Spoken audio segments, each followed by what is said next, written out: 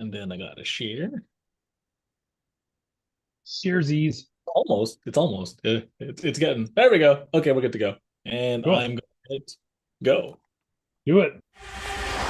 Welcome to Earl and the Idiot, the show that gives you the answers you need to take your business to the next level.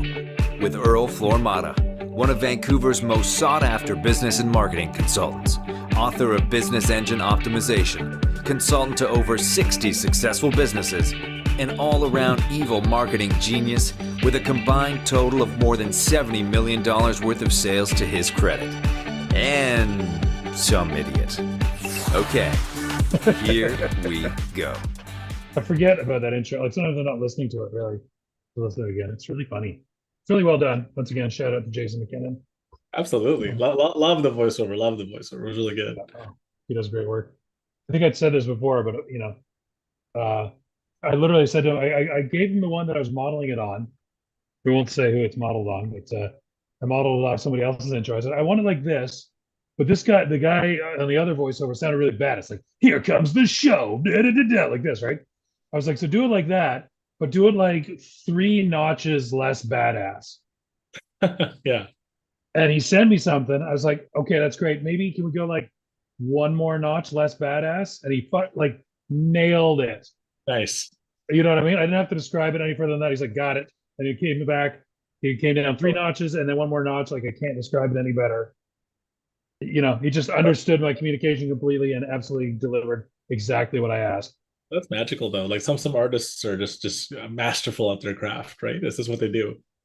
Yeah, yeah. I worked, and then there's that communication, that translation aspect. From this conceptual idea to a technical idea. I had a musician I worked with for a while who didn't know anything about music, but he talked conceptually. He's like, it needs to sound more purple, and I'd be like, slow it down a bit, minor chord here, and it's like, oh, okay, yeah. And the guy's like, yeah, that's it, that's purple. When you can hear the sound of purple, you know Yeah, that there's art. There's exactly. So, okay, before we talk about anything else, I can't even. I you heard me complaining about this. I complained on so many venues. I complained on WhatsApp to our business group. I complained on Facebook to my friends. I complained on LinkedIn to my business contacts. The user interface for these like the largest literally the largest companies in the history of the world, Yeah, are and terrible. they can't put together a decent user interface. I don't understand.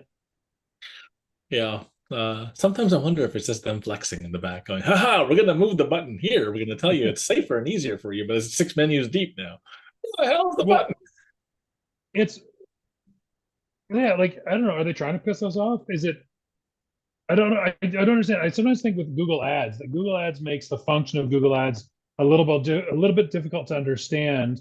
So you spend more money than you could if you knew the techniques a little better. You could Hmm. save more money. They don't want you to save that money. But when it's something like Facebook's business manager profile, if I could use it more easily, I'd spend more money. Yeah, no, I get Like you. there's no justification. All I was trying to do was set up the Facebook tracking pixel for Oh, yeah. ads. You okay? The face you just That took made. us a week once. A week. It should take 5 minutes. Five. Okay, it makes me feel better that you had such a hard time with it because I literally spent an entire morning. I was like, oh yeah, I haven't set up the pixel. I'll set up the pixel for this. I got a new client. I'll set up the new pixel for them. Mhm. First of all, for some reason, I'm doing this with my hands as the trumping. For some reason, terrible pixel. It's the worst pixel. Everyone knows it. Um, for some reason, it's like, oh, sure, we'll put a pixel on this ad for you. You want the one for the other company you work for, right? No, Right, of course. obviously I Not that don't. one. No, Yeah, we want but then this there's one, the one we're logged in. yeah, it gives you the chance to turn it on and off, but not, oh, do you want to select some other pixel or I don't know, make it different pixel? It should be right there, Yeah, it right? should. That would make sense. That would make But then sense. it's like, okay, so I'm logged in as myself, and then I switch to operate as the page for the business I'm working for. Right. And then it's like, oh, you want a different pixel or whatever. Like, okay, so I'll just go to the business management. Like, oh, well, you need to log in as yourself. Okay, log in as me then. And then it's like, okay, now where's the business ad set? It's No, gone. we're taking it away and we're flipping it over to something else. Even if you have 50 different accounts, we're not going to give you the one you want. Yeah. So, And it's like, this is not rocket science. You have Facebook for fun and profit for fun, right? You have Facebook, not for fun. Facebook is the front facing yourself or your business. It's the public facing profile there, right? right. Okay. Then you have a thing for when you're running it as a business. Yep. Business manager. Or business, whatever. Just have the two things. Yeah. And when you're in the business manager, okay, now which like, so hi, Dan Newman. Here, which one of your businesses that you're running do you want to deal with right now? Oh, well, this one. Sure thing. Now you're in this profile for the business profile for this thing. What are you trying to do? Make an ad? Great. Here's your ads. What do you want to do? Make a pixel? Great. Here's your pixel. I can't even figure out where I am because there's business.facebook.com or Meta now.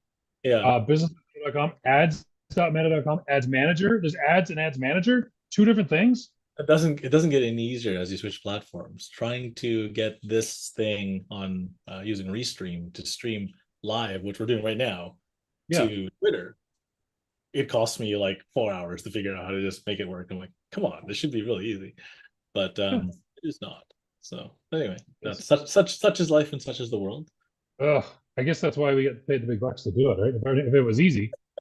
Yeah, because then the big bucks pay for your hair transplant. So if you tear all your hair out, you're going crazy. At least, if nothing else, it makes me feel better to know I'm not alone. And like I said, I spent a morning trying to do this, and by the end of it, I was like, "Am I stupid? Should I quit?" I was like, those YouTube videos you see where a guy takes a big steak and he goes out into the woods with an axe and he chops up wood and he kindles a little fire and then he just grabs a rock and he puts the rock over the fire to heat up and he cooks the steak on the rock and just sits on the rock by the brook eating the steak. I was like, that's all I'm going to do for the rest of my life. I'm not going to ever have anything to do with technology ever again. Although that does seem enjoyable because one, you're cooking it on the rock, which makes it taste better, and obviously it's out in the fresh air. So maybe and everything there's understandable. I have a piece of meat, I have a rock, I have a fire. I get all this. Yeah, I understand every no weird UX UI for your axe or your rock or the fire or the meat or whatever. It's like you got. I'm going to chop this wood over here, and it's like great. What do you want to chop it with? Oh, I don't know, an axe. Okay, well, this drop down menu doesn't have axe on it. Yeah, exactly. or even worse, the drop down menu has axe, but it's grayed out, and you don't know why. Oh no, that's somebody else's axe. You can't use that one. Sorry. Yeah, exactly. You haven't been granted permission for this axe. All right, thank you. Thank you for the rant. The Dan's rant portion. We can make that a part of the show. The Dan's rant. Earl's hacks and Dan just complaining about the universe. Yeah. Well, you suggested making a YouTube channel called "An Idiot Can Make This Better," where I just complain about stuff that's designed for. I think it's a good idea. I already do the complaining. I might as well record it. Well, the hilarious thing is if you recorded it with like a background and you're showing here's the actual UX UI and blah blah blah, and you actually fixed it, that'd be magical. Yeah, well, that's the thing. I was thinking about that would be the problem with the show is I don't know that by the end of the show I'd have it fixed or have any useful information at all other than just me complaining. Oh, yeah, just learn how to use Figma, and you can make just a wireframe drawing and say if you just built it like this will make a whole lot. I see what you're saying. Make a thing that like this is what you should have done, idiots. Yeah. So here's what it is. Here's what it should have been. Da da da da da. Here's my reasoning behind it. Come on, an idiot can make this better. As you're telling. Yeah. There you go. I like that. Well, I want to start the show. Launch the newsletter. We can add an idiot can make this better as part of the show. Because one of the things is show spinoff. So there you go. There's your show spinoff. Boom. My first episode is going to be. I gotta go find this thing. I was working as a construction worker and I was doing renovations at Vancouver General Hospital. Mm-hmm. And I got in this elevator. It's one of the old buildings that's from the 60s, where the floor is like that weird shiny cement. Yes, that is like that. The paint has tons of lead in it. You know what I mean? Like that kind of building. Yeah. And I got in the elevator there, and I swear to God, it was, I guess, a 5-story building. You get on the elevator buttons were in the configuration of the number 5 on a dice. Are you kidding me? Button, button, button in the middle, button, button, and none of them, and like 3 of them were numbers and 3 of them were letters. Oh dear. Awesome. Entirely incomprehensible. Like how, like Does you that need does a this legend. elevator still exist today? I don't know. I mean, this was probably 2010. If it does, you need to take a picture of this thing. I need to get there. On social media. That I got to try and find it. It's so incredible. And I was like, this is a simple system. This is just a series of floors. Never if mind Facebook. if I You know ever, what I mean? ever made a spin-off of like this show, I would make like marketing fails. That would be hilarious. It's like when Yeah. you ever see the big Starbucks van, and then when they close the van, instead of saying It just sucks. yeah, Yeah. funny as hell. So yeah, just marketing fails. I think that would be kind of hilarious. I would enjoy that very much. So Nice. there we All go. right. I feel like I've taken up enough of the show. So let's dive right in. Let's dive right in. Yeah, exactly. 20 minutes later. Love it. So this was your idea for the show today. And I was kind of interested to hear what you had to say. And obviously this will explain this. I mean, this is me. This is actually me. Like literally, I put on glasses, not that far off, of me Freaking out. complaining about Facebook. But it Yeah. also applies to our subject for today. We asked our good friend Chet de Chepete, Yes. acting as a marketing specialist and expert, please give 3 best practice methods on how to reuse content for content marketing, and one method on a bad example of content reuse to avoid. Also, at the end, please add 1 hot tip for content reuse that's above and beyond the rest of the advice. Oh my goodness. So let's start off by just explaining, what do you mean when you say reusing content? Reposting memes? Are you talking about reposting memes? It's all of the above. Reusing content is building a piece of content, but then using it multiple ways, multiple strategies, multiple methodologies. So as an example, this is our podcast. We're shooting it via video. So if we reuse the podcast on YouTube, that's a YouTube video. But if we just pulled the audio, hey, look, we have an audio. Now we can put this on Spotify. We can put it on SoundCloud. We can put on a bunch of other stuff. If we took the entire thing and transcribed it, now it's an article. Hey, look, there's a different way to repurpose and reuse the article in a bajillion different ways. So that's content repurposing. That's yeah. And so I asked the AI overlords what some best practice methods for reusing and repurposing content could look like.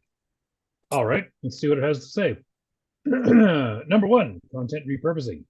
Take existing high-performing content and adapt it into different formats. For instance, if you have a well-received blog post, consider transforming it into an infographic, podcast episode, video, or series of social media posts. This not only caters to different audience preferences, but also extends the lifespan of your content. That's basically what you just said. Yeah, but it dives into something else. So like transforming something into an infographic is completely adjusting the type of media that you've got. So you talk about stuff, if you're rattling off facts, we could turn this into a bunch of different facts. I mean, all the AI facts and then our own facts and agree or disagree could turn into an infographic for every single show. You see what I'm saying? So that could be really interesting. Did we agree or did we disagree with the AI this week? So that would be a fascinating take on the exact same show. So we have our show, we have our topics, yay or nay. Did we agree or disagree? Podcast episode, video series, social media posts, yes, but different. So imagine like it grabs the picture of the 2 of us, or just me or just you, and one of us said something entertaining or insightful. We grab one of those chunks and we throw the picture up there with the quote on it, and now it's a different piece of content, and it's not just a blank color with some white text on it or whatever, and it's not just whatever, it's us with our face on it, and we might even be saying the word that's being quoted at the exact same time as the quote, right? So yeah, so that's another way to do that sort of thing. And then the other thing is looking at, so I got off a call earlier this morning about repurposing video for video content. Now, because we're shooting right now horizontally, this is a horizontal video, makes it good for YouTube, makes it good for Facebook, makes it good for whatever else. But people who like vertical video content, this wouldn't work. So they'd have to slice it. They'd have to chop me to like here, they'd have to chop you to about the same, and flicker back and forth between the 2 of us talking, because we couldn't fit the both of us side by side on a vertical video, right? So when I'm talking, it flips to me. When you're talking, it flips to you. But we got to slice it down to just this small slice because that's what would work. So understanding content repurposing makes your content, like it says, it extends the lifespan of your content. So actually, what's funny is that I just hired a video editor team, and they're going to take a bunch of the Tuesday shows and the Wednesday shows, this one, and splice them up and chop them up and turn them into content for social media. You're actually going to see me post literally daily on TikTok and Instagram in a bit here with snippets from our shows and snippets from the Tuesday show. So they become like a YouTube short or like a Facebook reel or an Instagram reel. YouTube short, Facebook reel, Instagram, TikTok. That's what they're for. Okay. And they get chopped up into like vertical chunks. So there you go. So that's just the way it works. Mm-hmm. So, and I'm sure he's going to choose the most embarrassing things I say when they give him well, different platforms require different bits, right? Actually, I saw this hilarious meme saying, "Hey, if you see any fights on Black Friday, be a good Samaritan. Make sure you turn your phone sideways." So, you get more depth of the fight on Black Friday. Anyway, yeah, so I mean, a fight is a very side to side kind of action. You can't really capture it. Doesn't really fit for a YouTube short. It's a YouTube OG. Like I want to see this in sideways so we can, right? So there you go. So yeah, content repurposing. Yeah, definitely make sure it fits the space you're putting it in, and like you said, infographic, podcast episode, video, expand the lifetime of your content. This doesn't have to be a one-time shot. So our show that we're shooting today, here, right now, might turn into a series of posts, a bunch of little chops, everything else, and we still have the big full-on show that you're probably watching right now. So there you go. And thank you for watching, by the way. Yes, so absolutely. Basically what we're talking about is you're talking about you post a content of some kind on some platform, but then it can also be on other platforms. You can spread it around. Yes, as long as you tweak it so that it fits. As long as you tweak it so that it fits. Now it says to take existing high-performing content and adapt it to different formats. You have to necessarily wait until something performs well, or just go for it? If you have a gut feeling that something that you like is something that other people might like as well, just go for it, right? But at the same time, like, we've shot over 50 shows already, which I can't believe. It's like, holy cow, I don't even know what episode we're on already. So we should be well over 50 shows. We hit a year, I think, in the summer. Yeah. So because we've shot over 50 shows, what we could do is we could just sort every show, figure out which one got the most views, and then if we're going to repurpose stuff, grab the ones that got the most views and interactions and watches. So yeah, I mean, so that would be something that we could do, take existing high performing content. So there you go. So just list all the shows, sort by how many views we got, which one got the most views, that's the one we're going to chop first. Cool. All right. So what's the next thing? It says evergreen content updates. Identify evergreen content, material that remains relevant over time, and periodically update it. This can involve refreshing statistics, adding new examples, or incorporating the latest trends. By keeping timeless content current, you maintain its value and continue to attract and engage your audience. Now, Google likes this, don't they? That is an old school SEO trick. School SEO trick. So if you have the best headphones of, let's say we're shooting this in 2023, right? And because I'm talking because you have headphones and it's 2023. So if we had the best headphones, we could talk about those, right? And then when 2024 rolls around, we could repurpose and reuse that exact same format and architecture and talk about, hey, there's a new one that could release, there's a new version of this one that got released, there's a new whatever. And so, or there's a new player in the game, change the world. So evergreen content updates are key, especially if you can figure out a good methodology by which to keep the old one, so you can see who replaced it, what's the new hotness, what's the new interesting kid on the block. And so you can see kind of the evolution. And then once you've done it for 3 or 4 or 5 years in a row, you can then do like a recap and show, hey, over the last 3 years, Sony was doing this and Apple was doing that, and et cetera, et cetera. So it gets interesting because people want to then look back at, hey, I remember when I had that pair of headphones. I remember when I bought the first, Apple, in-ear, out-ear, whatever, da-da-da-da-da, et cetera, et cetera. And hey, remember when these things didn't used to have USB-C? So yeah, exactly. Oh, yeah. So back in the day, I had this old Sennheiser like radio wave wireless headphone thing, and if you screwed it up, you just got feedback right into your brain. It was just, it was horrible. It was so glitchy. But when it worked, it was a thing of beauty. But until it didn't, and then it's just static right to the brain. So But yeah, it's funny how we used to put up with that stuff, and now everything's Bluetooth. So yeah. This kind of relates back a little bit to my rant from earlier, because the video I watched to try to understand how to do this was from 8 months ago, and it didn't apply anymore. It's crazy. The fact that it was only 8 months old, and it just nope, all the buttons are different, which is driving me crazy. But the funny thing is, it's worse than it's worse than the buttons being different. They don't even call them pixels anymore. What do they call them? It's like, well, you don't create a new pixel. You have to create a new data stream, and then in the data stream, you create your pixel in the data stream. It's like it literally links to the button. Here's the pixel creating button. Great. Don't do it here anymore. Do it somewhere else. It's like, guys, just leave it alone. Yeah, exactly. No, fair enough. Hey, wait, things changed on every platform too, right? Like Google Analytics 4 came out, and anything that was on GA3 went to hell in a handbasket, right? So if you didn't set up GA4, everything blew up. So there you go. All right.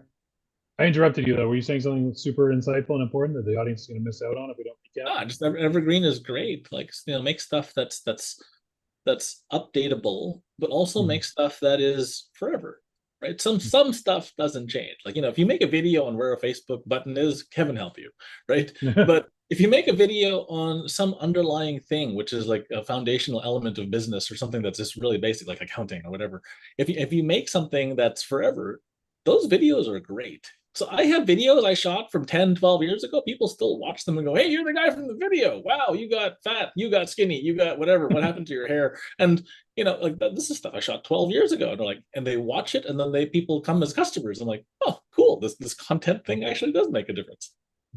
So I guess this includes, like, if you have a blog post about, baking a cake or whatever, cake baking doesn't change, I guess. But then you got to go back and be like, oh, here's the latest, I don't know, cake shape everyone's doing. Right, but I mean, red velvet could be the new hotness of whatever, and then the next year, hey, we're all going back to angel food cake. Cool, that's the new. We're cycling back. Cool, no problem. Makes sense. Here's the hot new thing in baking is what is my cookie cutter? Have you been seeing this? I've seen what is my cookie cutter. That is crazy. Oh my god, I can't believe how entertaining it is. For those of you who don't see it, it's a whole subreddit, a whole online community where people post a cookie cutter shape where they don't know what the hell it's supposed to be. It comes in a bag of other ones, and it's just an amorphous shape. And then people in the comments try to draw in what they think it could be, and it's so entertaining, and I can't explain why. It's just so hilarious. It harkens me back to the old days of Fark.com, where people would have Photoshop contests, and like it was hey, Photoshop this, and people would just muck with it, and it was hilarious. Yeah, there's Photoshop battles on Reddit too. It's still funny. Absolutely. All right. I'm digressing here, and I already took up half the time of the show ranting. So number 3, content sequencing. Oh, there's a term I've never heard before. Create a series of or thematic grouping of related content.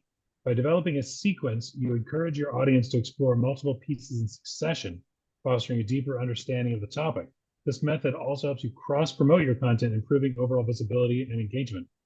I'm too dumb to understand this. Create a series of thematic grouping of related content.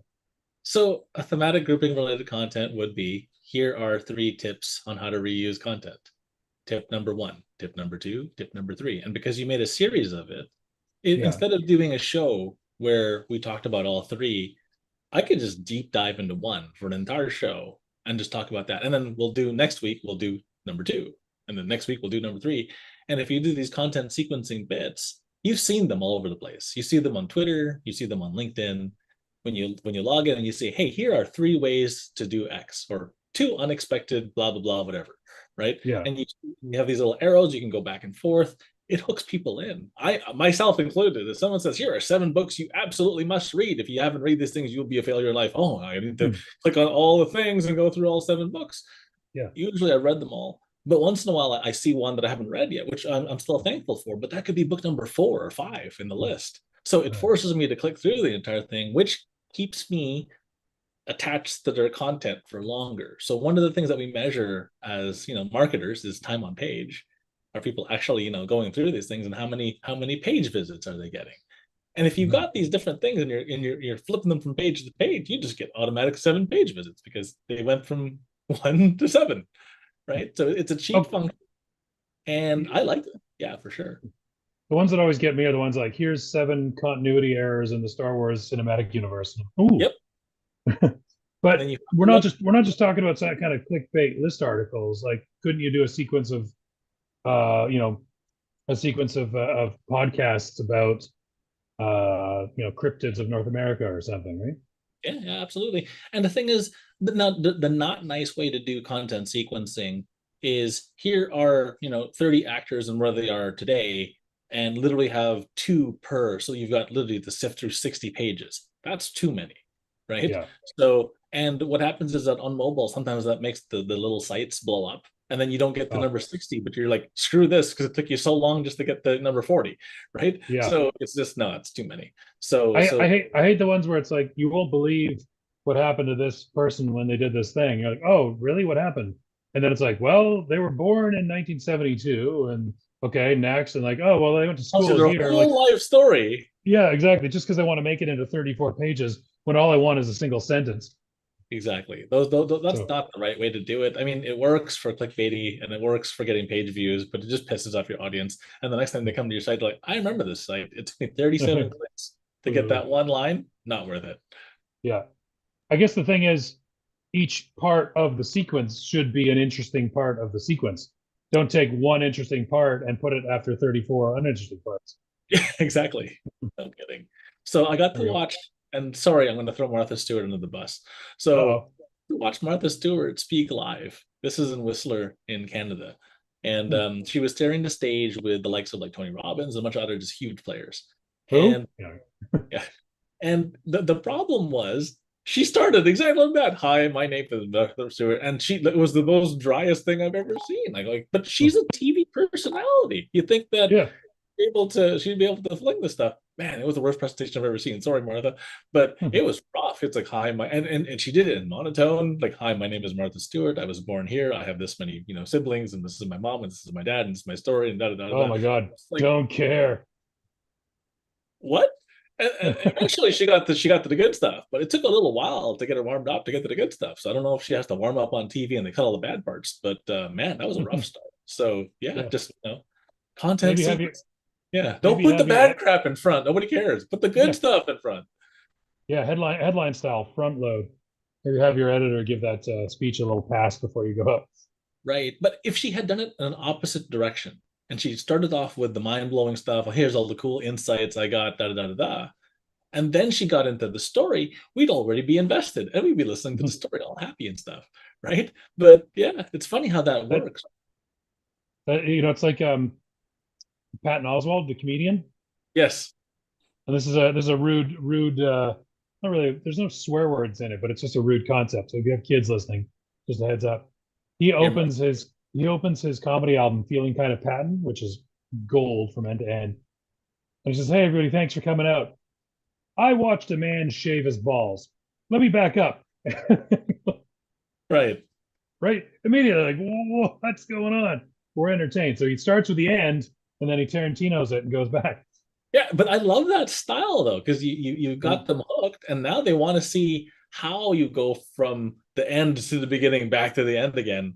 And that's a great little sequence structure, right? So there you go. So content sequencing, yeah, man. Like it said, create a nice series of thematic grouping. Make sure it's thematic and relevant, right? Make sure people give a shit about this stuff. Otherwise, no one's going to care, and then you're going to lose your whole audience. And then no matter how good of a content piece you have to deliver, it's already crickets and no one's paying attention. Get the phone already. Then you've just lost them all. So there you go. All right. Charging ahead. Method to avoid. It's interesting. It does this thing with the stars. It's got like asterisks around everything. It makes it easier to read. It does. Well done. How considerate of you, ChatGPT. Yes. Thanks for considering our human needs. Method to avoid. Duplicate. So duplicate or duplicate? Duplicate content across channels, or duplicate content across channels. Avoid simply duplicating content across different platforms without customization. You said that earlier. Each platform has its own audience, tone, or expectations. Recycling content without tailoring it to fit the specific characteristics of each channel can lead to disengagement. Oh, that sounds like something we don't want. No. And a negative impact on your brand image.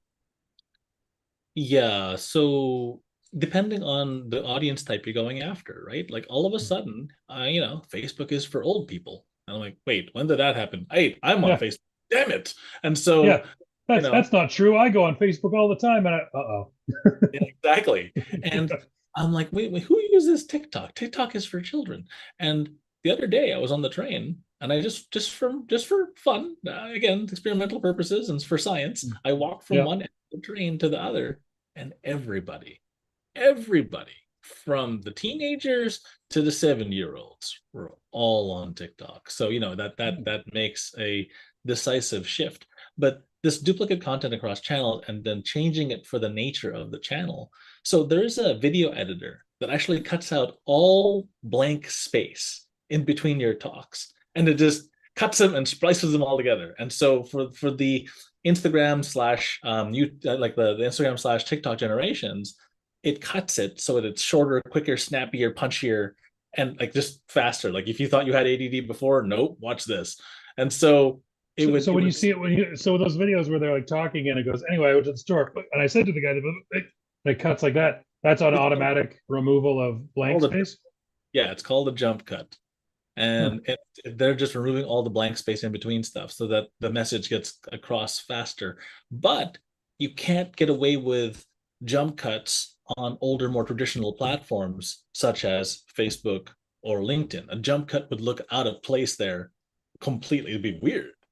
Yeah. But on Instagram, that's the norm. On TikTok, that's the norm. So taking even our show, what we're shooting right now, there's no jump cuts in here because we're doing this live, right? But if we were to chop this up and slap this thing on TikTok, maybe we use a lot more jump cuts, and then maybe we'll pass some of the ranting stuff that we do in the beginning for myself or yourself. We both take turns ranting, and or telling a story or whatever. And then we might just cut right to the meat and we'll boom, boom, boom. Here's the best tips, boom, boom, boom, and it's over, right? And so, if you want to watch the whole thing without the jump cuts and actually hear all the ums and ahs in between everything, yeah, let's go watch the full episode, right? So there you have it. So duplicate content across channels, I agree. Don't just duplicate it. And if you're just going to duplicate it, don't position everything to schedule all at the same damn time. So don't push everything out. Like, let's say I'm your fan and I follow you on everything. And I follow you on Facebook and LinkedIn and Twitter and Instagram and TikTok and YouTube. If it's the same piece of content that you've just dumped on every single platform simultaneously, you've just wasted a bunch of really good content. Because you could dump that content on YouTube, say on Monday, and then on Tuesday, you can repurpose it to Facebook. And then on Wednesday, you put it on LinkedIn. And then on Thursday, you put it on Twitter. And because we're inundated and we're just barraged with a billion messages all day long, I might have missed your message on Monday, but for whatever reason on Thursday, I see it and go, hey, that's really insightful, right? So, stagger step the messages. Even if you're just going to pure duplicate the content, at least stagger step them so that the duplicate content happens over time. And you're just paying attention to which ones work. So there you go. So duplicate content, if it's just straight duplicating content and you're just going, everything publish, not good, right?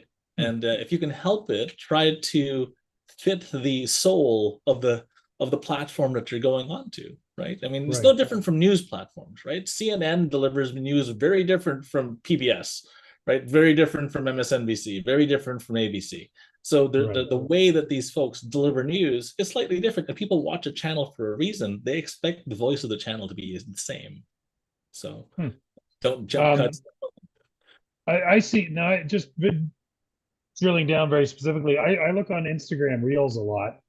But you're constantly seeing TikTok videos as Instagram Reels. Because they're the same generational type. So TikTok and Insta kind of are fighting over the same space. So because of the same generational content, it's fine to have TikTok and Insta at the same time frame. It's not okay to put a TikTok video necessarily on LinkedIn because then the audience might not receive it just as well. Yeah. It's just a different way, right? So there you go. I feel like this would be a good time for us to all review and understand the work of Marshall McLuhan. Marshall McLuhan. He's he's a very famous Canadian, just sort of a philosopher, but he spoke about media, the concept of media. But he was like from like the 60s, 70s. Okay. And his famous line is, "The medium is the message." Ah, yes. You've heard that probably, right? I've heard that before. I don't understand it, but I feel like I'm getting close. I feel like something to do with the way you communicate on Facebook or LinkedIn or Instagram differently. I feel like that has something to do with the medium being the message, but I still don't totally get it. It goes back to the quote, when in Rome, right? Do as the Romans do. So, if the culture for one platform is very different from the culture from another platform, don't expect to be able to move stuff from one platform to another and get the same type of engagement. Like a really popular TikTok video that got 80,000 views might only get 2,000 views on LinkedIn because the nature of the presentation, right? Then the content hasn't changed. It's the exact same thing. It's just the way that they did it. I think when you're in Rome, you're supposed to hold up a scroll. Hold up a scroll and shout your memes to everyone, Old school memery. Old school, yeah. So. All right. Hot tip for content reuse. This is ChatGPT's hack of the week. There you go. Interactive content. This is a hot tip. Leverage interactive content formats to breathe new life into existing material. Create quizzes, polls, surveys, or interactive infographics that not only engage your audience, but also provide valuable insights. This approach not only reuses content, but also encourages active participation, enhancing user experience and driving additional traffic. Remember, the key to successful content reuse is maintaining quality, relevance, and considering the unique attributes of each platform or medium you utilize. Now, for the love of God, this is me talking now. For the love of God, when you're creating content, you want to encourage audience interaction.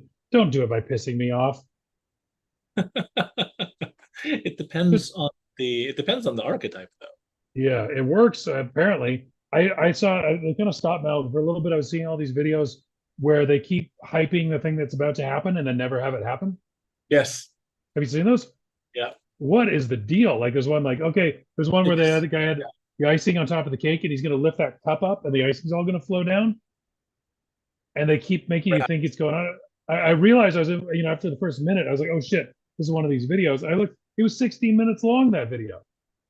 And I fast forwarded to the end and he never dropped the icing. What are they doing? The problem is the bastards who do this for Halloween and they do a jump scare video of the exact same video.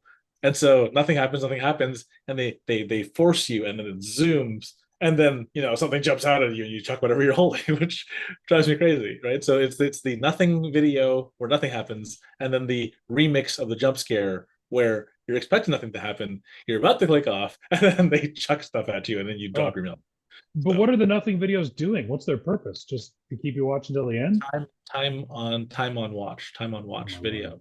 Because for example, to monetize a YouTube video, a YouTube channel, you have to have X number of minutes watch and X number of subscribers. So sometimes I use that as shenanigans to hit that 4,000 minute or whatever 1,000 minute watch rate. Yeah. So, but okay, but why don't they at least pay off at the end? Like these 60-minute videos, it never happens. Like why not make it happen in the last 10 seconds? That's the point, though. It never happens. It makes you. It's an emotional response, so you just throw your arms up and go right.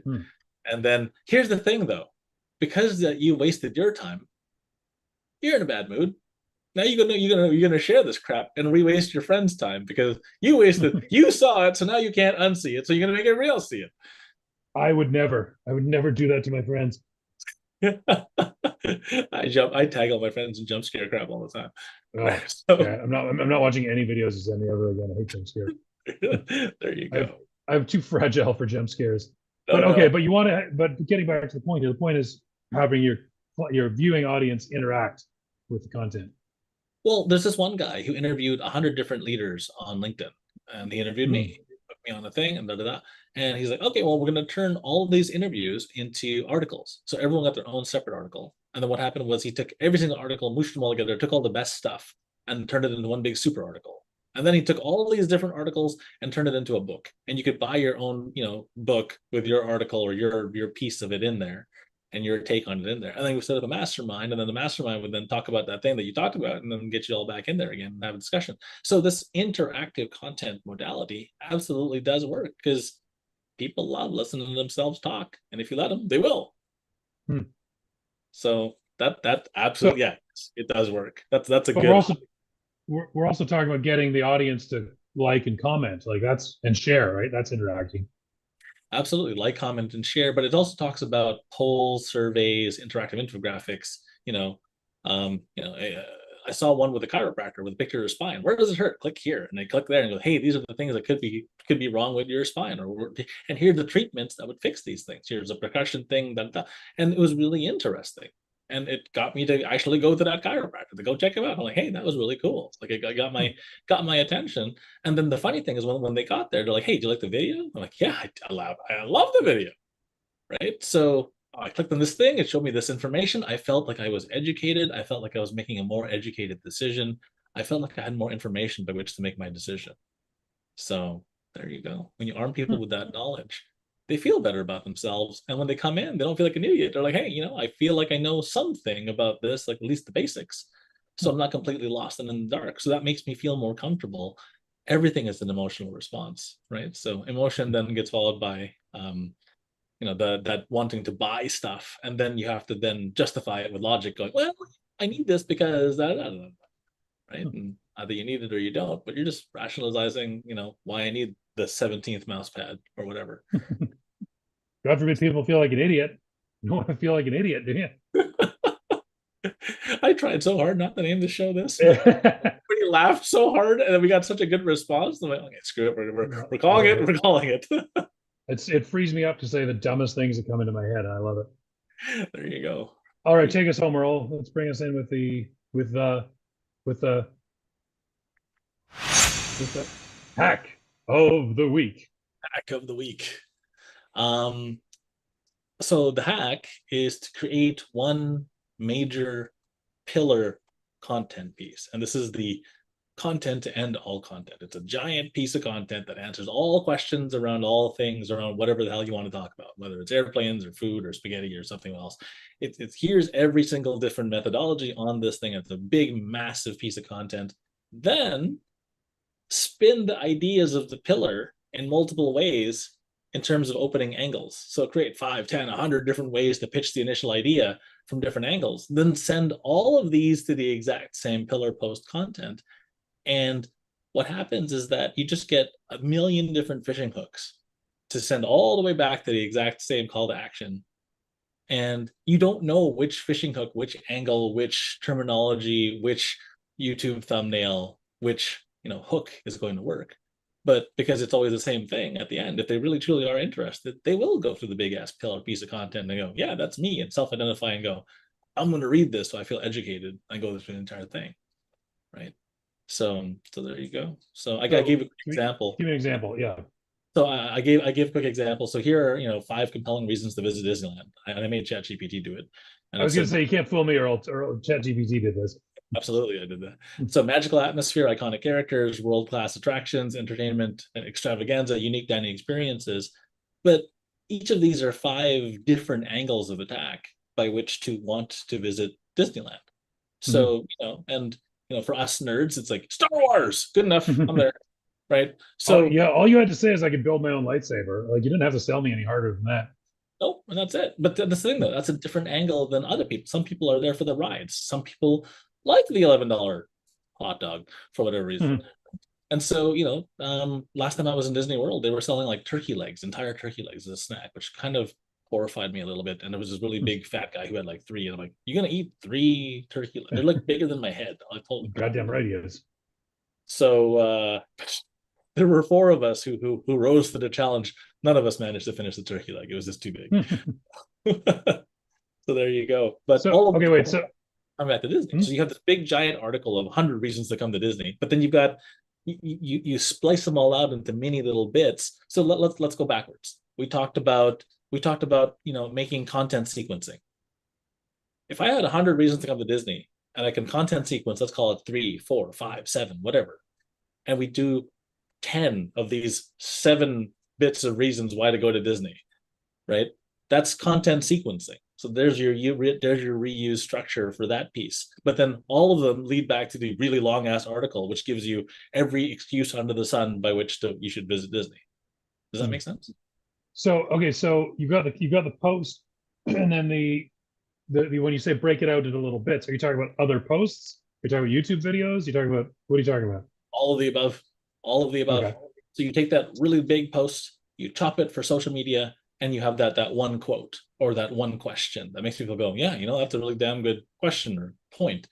and then there's a thing to click here, and then it gives you the entire enchilada, right? Or you have a shorter version of a video that brings you to that thing, or you have a short sound bite that people hear that and they go, wait, did you know that there's a special order of rides to go in using the Disney Fast Pass? And if you go in this order at this time, you can shave an entire day off your Disney trip of waiting in line.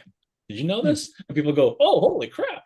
Or if you're a big Disney fan, there are these things called hidden Mickeys that are hidden all over Disneyland, Disney World. And if you didn't know about these hidden Mickeys, it's why people have an annual pass to go back. Like if you've been there, I mean, is there much more to do? If you're in the area and you already live in the space and you got nothing else to do that day, hey, why don't you go look for the hidden Mickeys? And then there's that second, third, fourth level tier of entertainment where you're like, hey, I found one that no one's ever posted before yet. Let's share that. And that builds that community, and that builds that rapport, and that builds that I feel special. So yeah. Anyway, there you go. So a bunch of different ways going to one big home base. One of the ways is going to catch them. If they're truly interested, they'll blow through a lot of that article, and then they'll click on that call to action. They might buy a ticket to Disney, right? So you know what? Next week, let's do a call to action. Let's explore the concept of a call to action next week. Sure, that sounds like a plan. That makes sense. After everyone enjoyed all this content, let's have a call to action. Absolutely. I think our call to action is what? I don't know. Share this video. Tune in next week. Absolutely. Share the video. Throw a comment in. Dan and I will answer all the comments after the show because we haven't figured out how to do it during the show yet. And I've only got monitors, and one of them is doing the push to all the socials, and one of them is us actually talking, and the other one is having the show notes. So it's just like, okay, well, I'm out of monitors now, so yeah, I'll have to figure out how to do this content thing on the fly eventually. But there you guys go. Figure it out. Cool. Well, thank you, Earl. Thanks, ChatGPT. Thanks, everybody, for tuning in. And thank you, Midjourney, the other AI that we didn't give. Oh yeah, exactly. I was forgetting to thank Midjourney for the images in the back. Yeah. So remember, this isn't just funny. This helps people looking at the thumbnails differentiate what show it is. Yeah, absolutely. Cool. Well, shall I play us out? Let's go. All right. Thanks Jason McKinnon, take us home. Thank you. Here we go. Thanks for listening to Earl and the Idiot. We hope you learned something you can take action on this week. For more information or to contact the show, visit earlandtheidiot.com. And until next time, remember what Shakespeare said. The fool doth think he is wise, but the wise man knows himself to be a fool.